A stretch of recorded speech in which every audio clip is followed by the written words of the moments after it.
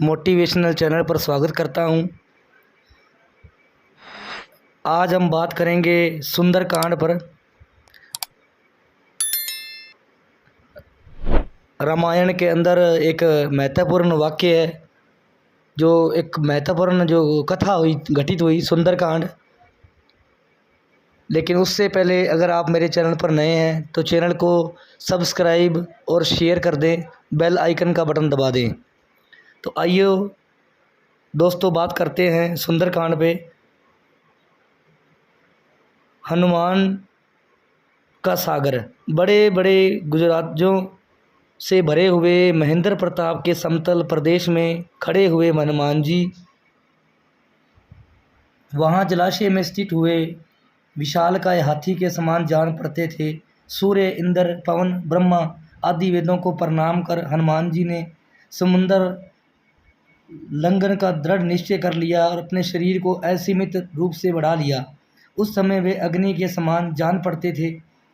उन्होंने अपने सब साथी वानरों से कहा, हे मित्रों, जैसे ही रामचंद्र जी का छोड़ा हुआ बाण वायु वेग से चलता है, वैसे ही तीव्र गति से लंका में जाऊंगा। वहां पहुंचकर सीता जी की खोज करूंगा। यदि वहां भी उनका पता न चला तो रावण को बांधकर रामचंद्र जी के चरणों में लाकर पटक दूंगा। आप विश्वास रखें कि मैं स्वतः कृतकृत्य होकर ही सीता के साथ लौटूंगा, अन्यथा वानर सहित लंकापुर को ही उखाड़ कर लाऊंगा। इतना कहकर हनुमान जी आकाश में उछले और अत्यंत तीव्र गति से लंका की ओर चले। उनके उड़ते ही उनके झटके से साल आदि अनेक वृक्ष पृथ्वी से उखड़ गए और वे भी उनके साथ उड़ने लगे। फिर थोड़ी दूर तक उड़ने के पश्चात वृक्ष एक एक कर समुद्र में गिरने लगे। वृक्षों से पृथक होकर सागर में गिरने वाले नाना प्रकार के पुष्प ऐसे प्रतीत हो रहे थे मानो शरद ऋतु के नक्षत्र जल की लहरों के साथ अटखेलियाँ कर रहे हों। तीव्र गति से उड़ते हुए महाकपि वन पवन सतु सूत ऐसे प्रतीत हो रहे थे जैसे वे महासागर व अनंत आकाश का आचमन करते हुए उड़े जा रहे हों। तेज से जाज्वल्यमान उनके नेत्र हिमालय पर्वत पर लगे हुए दो दावानलों का भ्रम उत्पन्न करते थे। कुछ दर्शकों को ऐसा लग रहा था कि आकाश में तेजस्वी सूर्य और चंद्र दोनों एक साथ जल निधि को प्रकाशित कर रहे हैं। उनका लाल कटी पर्वत के वृक्ष तल पर किसी गेरू के खान का भ्रम पैदा कर रहा है था। हनुमान के बगल से जो तेज आंधी भारी स्वर करती हुई निकलती थी, वह घनघोर वर्षा काल की मेघा की गर्जना से प्रतीत होती। आकाश में उड़ते हुए उनके विशाल शरीर का प्रतिबिंब समुद्र पर पड़ता था। वह उसकी लहरों के साथ मिलकर ऐसा भ्रम उत्पन्न करता जैसे सागर के वृक्ष पर नौका तैरती चली जा रही हो। इस प्रकार हनुमान निरंतर आकाश मार्ग से लंका की ओर बढ़े जा रहे थे। हनुमान के अद्भुत बल और पराक्रम परीक्षा करने के लिए देवता, गंधर्व, सिद्ध और महर्षियों ने नाग माता सुरसा के पास जाकर कहा, हे नाग माता, तुम जाकर वायुपुत्र हनुमान की यात्रा में विघ्न डालकर उनकी परीक्षा लो। वे लंका में जाकर रामचंद्र का कार्य सफलतापूर्वक कर पाएंगे या नहीं। ऋषियों के मम्र को समझकर सुरसा विश्वकालीय राक्षसनी का रूप धारण करके समुद्र के मध्य में जाकर खड़ी हो गई। उसने अपने रूप का अत्यंत विकृत बना लिया। हनुमान को अपने सम्मुख पाकर बोली, आज मैं तुम्हें अपना आहार बनाकर अपनी क्षुधा को शांत करूंगी। मैं चाहती हूँ तुम मेरे समय में मेरे मुख में प्रवेश करो ताकि मैं तुम्हें खाने के लिए बर्तन ना करना पड़े। सुरसा के शब्दों को सुनकर हनुमान बोले, तुम्हारी इच्छा पूरी करने के लिए मुझे कोई आपत्ति नहीं है, किंतु इस समय मैं अयोध्या के राजकुमार रामचंद्र जी के कार्य से जा रहा हूँ। उनकी पत्नी को रावण चुरा कर लंका ले गया। मैं उनकी खोज करने के लिए जा रहा हूँ। तुम भी रावण के राज्य में रहती हो, इसलिए इस कार्य में मेरी सहायता करना तुम्हारा कर्तव्य है। लंका से जब अपना कार्य सिद्ध कर लौटूंगा तब अवश्य तुम्हारे मुख में प्रवेश करूंगा और मैं तुम्हें वचन देता हूँ। हनुमान की प्रतिज्ञा पर ध्यान न देते हुए सुरसा बोली, जब तक तुम मेरे मुख में प्रवेश नहीं करोगे मैं तुम्हारे मार्ग से नहीं हटूंगी। यह सुनकर हनुमान बोले, अच्छा, तुम अपने मुख को अधिक से अधिक खोलकर मुझे निगल लो, मैं तुम्हारे मुख में प्रवेश करने को तैयार हूँ। यह कहकर महाबली हनुमान ने योग शक्ति से अपने शरीर को आकार को बढ़ाकर 40 कोस का कर लिया। सुरसा भी अब अपूर्व शक्तियों से संपन्न थी। उसने तत्काल अपना मुख 80 कोस तक फैला दिया। हनुमान ने अपना शरीर एक अंगूठे से के समान छोटा कर लिया। तत्काल उसने भी मुख में घुसकर बाहर निकल आए। फिर बोले, अच्छा सुरसा, मैं तुम्हारी इच्छा पूरी हुई, अब मैं जाता हूँ, प्रणाम। इतना कहकर हनुमान आकाश में उड़ गए। पवन सूत थोड़ी ही दूर गए थे कि सिंहस्का नामक राक्षसनी की उन पर दृष्टि पड़ी। वह हनुमान को खाने के लिए ललायित हो उठी। वह छाया ग्रहण विद्या में पारंगत थी। जिस किसी प्राणी की छाया पकड़ लेती वह उसके बंधन में बंधा चला आता था। जब उसने हनुमान की छाया को पकड़ लिया तो हनुमान की गति अवरुद्ध हो गई। उन्होंने आर्चे से सहिका की ओर देखा और वे समझ गए सुग्रीव ने जिस अद्भुत छायाग्राही प्राणी की बात कही थी संभवतः वो यही है। यह सोचकर उन्होंने योग बल से अपने शरीर का विस्तार मेघ के समान अत्यंत विशाल कर लिया। सिंहिका ने अपना मुख तत्काल आकाश से पाताल तक फैला लिया और गरजती हुई उनकी ओर दौड़ी। यह देखकर हनुमान अत्यंत लघु रूप धारण करके उसके मुख में जा गिरे। अपने तीक्ष्ण नाखूनों से उनकी मर्म स्थलों को फाड़ डाला। इसके पश्चात बड़ी फुर्तीली से बाहर निकलकर आकाश की ओर उड़ चले। राक्षसनी क्षत विकसित होकर समुद्र में गिर पड़ी और मर गई। 400 योजन अलंघनीय समुद्र को लांघकर महाबली हनुमान जी त्रिकुट नामक पर्वत के शिखर पर स्वस्थ भाव से खड़े हो गए।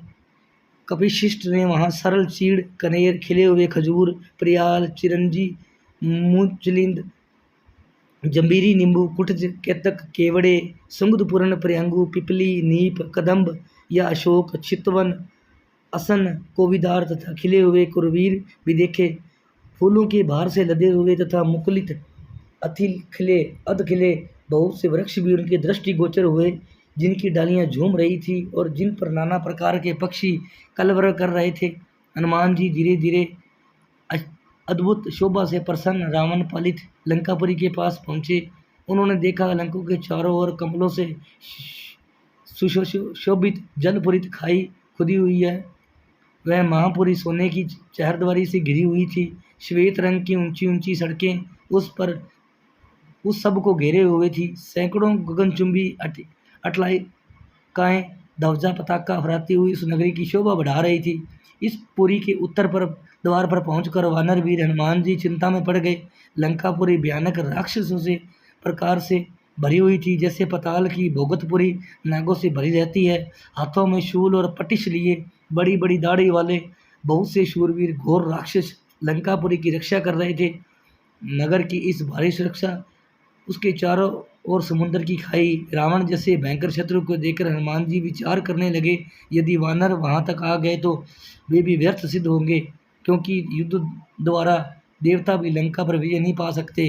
रावण पालित इस दुर्गम और विषम संकटपूर्ण लंका में महाबाहु रामचंद्र भी आ जाएं तो क्या कर पाएंगे।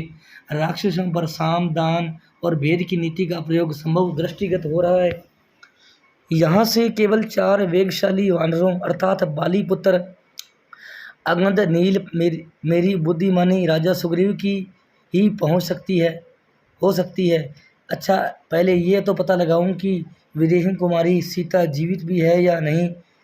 जिनक किशोरी का दर्शन करने के पश्चात ही मैं इस विषय में विचार करूंगा। उन्होंने सोचा कि मैं इस रूप से राक्षसों की इस नगरी में प्रवेश नहीं कर सकता, क्योंकि बहुत से क्रूर और बलवान राक्षस इसकी रक्षा कर रहे हैं। जानकी की खोज करते समय मुझे स्वयं को इन महातेजस्वी, पराक्रमी और बल राक्षसों से गुप्त रहना होगा। अंत मुझे रात्रि के समय में ही नगर में प्रवेश करना चाहिए और सीता का अन्वेषण का यह समयोचित कार्य करने के लिए ऐसे रूप का आश्रय लेना चाहिए जो आँख से न देखा जा सके, मात्र कार्य से ही अनुमान हो कि आया था। देवताओं और असुरों के बीच दुर्चर्य लंकापुरी देखकर हनुमान जी बारंबार लंबी सांस खींचते हुए विचार करने लगे, किस उपाय से काम लूं जिससे दुराचारी राक्षस राज रावण की दृष्टि से ओझल रहकर मैं मिथिलेश नंदिनी जनक किशोरी सीता का दर्शन प्राप्त कर सकूं। अविवेक कार्य करने वाले दूत के कारण बनाए काम भी बिगड़ जाते हैं। यदि राक्षस ने मुझे देख लिया तो रावण का अनर्थ करने वाले श्री राम का ये कार्य असफल न होगा।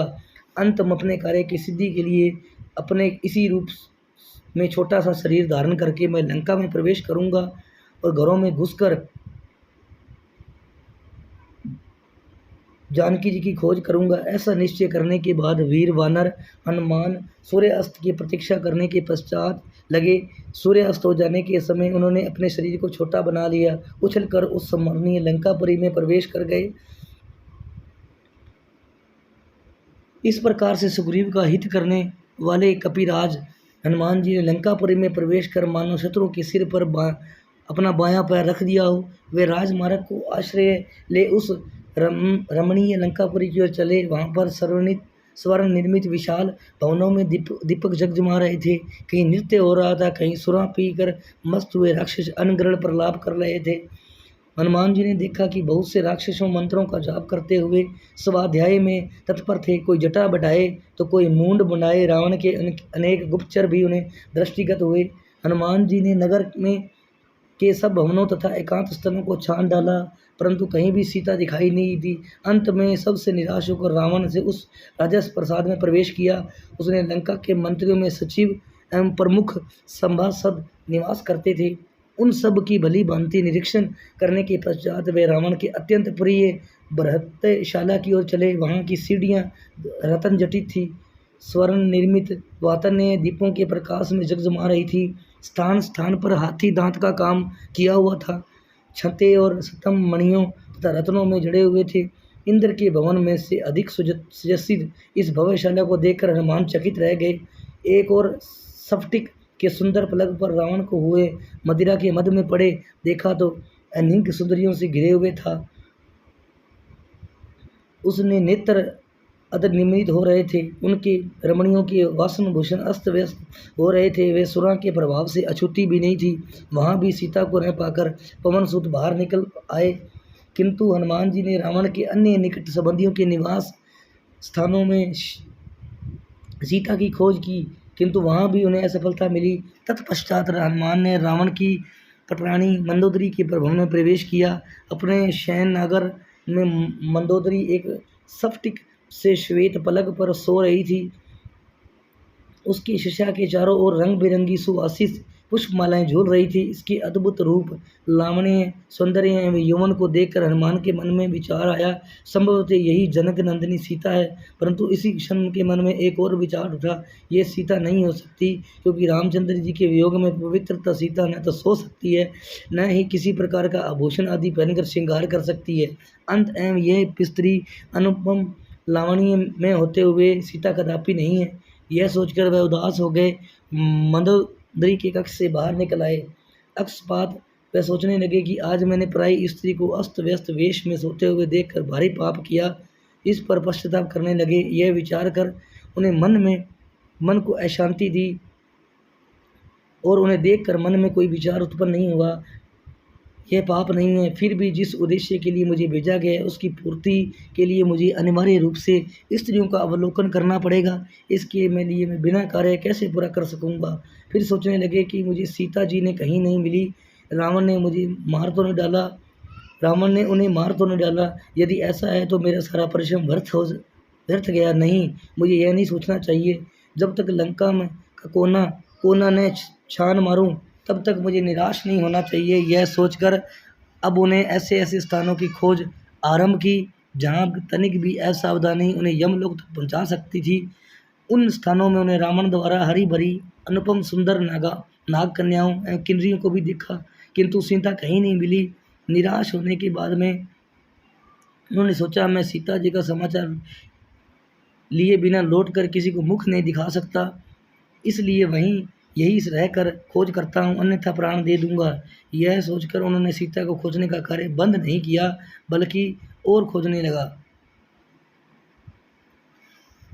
हनुमान जी सीता की खोज करके अपने निश्चय पर अडिग हो गए। उन्होंने प्रण किया कि जब तक मैं अंश यशस्विनी श्री राम पत्नी सीता का दर्शन न कर लूँगा, तब तक इस लंकापुरी में बारंबार उनकी खोज करता रहूँगा। इधर यह अशोक वाटिका दृष्टिगत हो गई। इसके भीतर उनके विशाल वृक्ष हैं। इस वाटिका में मैंने अभी तक अनुसंधान नहीं किया। अंत इसी में चलकर जनक कुमारी विदेही को ढूंढना चाहिए। ये अशोक वाटिका चारों ओर ऊंचे परकोटों से घिरी हुई थी। अंत वाटिका के भीतर जाने के उद्देश्य से हनुमान जी उसकी चार दीवारी पर चढ़ गए। चारदीवारी पर बैठे हुए देखा कि इस साल अशोक, नींब, चंपा के वृक्ष भली भांति खिले हुए थे। बहुहार, नागेकसर और बंदर के मुंह की भांति फल देने वाला आम भी पुष्प मंजरियों से सुशोभित हो रहे थे। अमराइयों से युक्त वे सभी वृक्ष शत शत लताओं से अवशेषित हो रहे थे। हनुमान जी अपचर्या से छूटे हुए बाण के समान उछले उन वृक्षों की वाटिका में जा पहुँचे। ये विचित्र वाटिका स्वर्ण और रजत के समान वर्ण वाले वृक्षों द्वारा घिरी हुई थी। नाना प्रकार के पक्षियों के कलरव से गुंजायमान हो रही, भांति भांति के विगमहों मुग समूहों से विचित्र शोभा दे रही थी। यह विचित्र कांकनों से अलकृत थी और नवोदित सूर्य के समान अरुण रंग की दिखाई देती थी।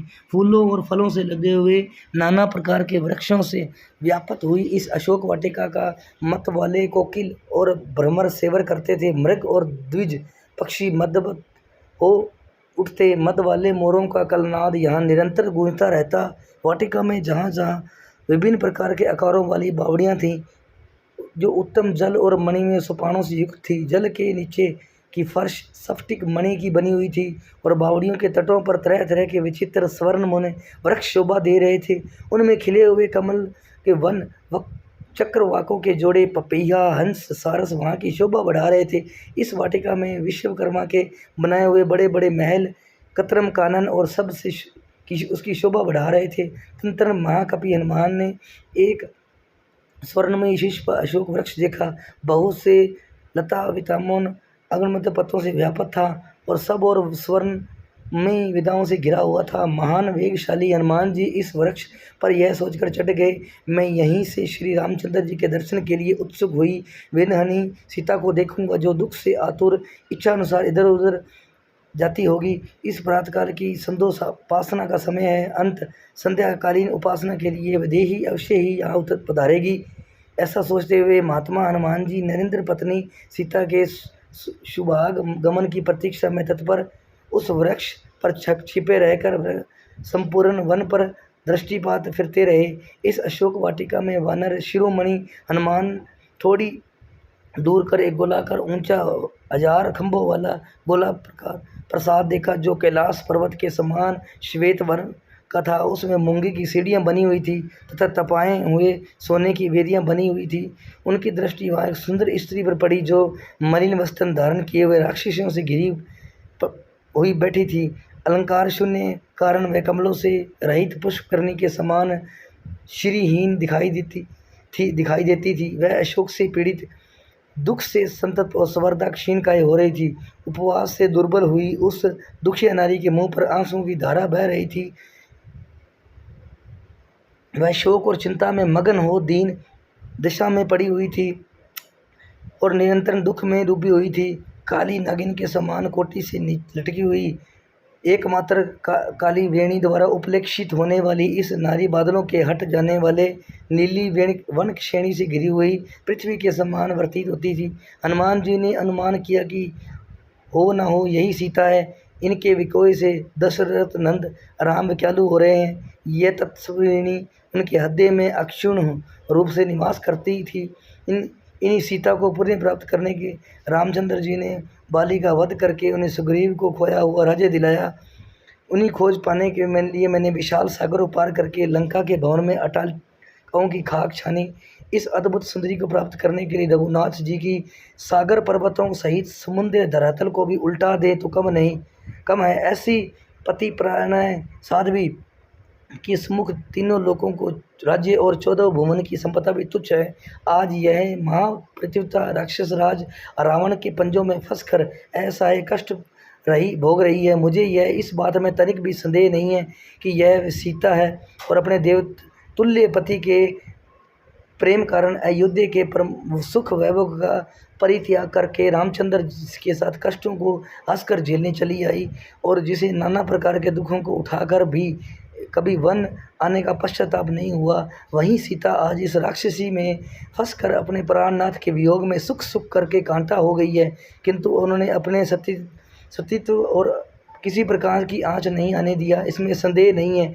यदि उन्होंने रावण के कुत्सित प्रस्ताव को स्वीकार कर लिया होता तो आज इनकी यह दशा नहीं होती।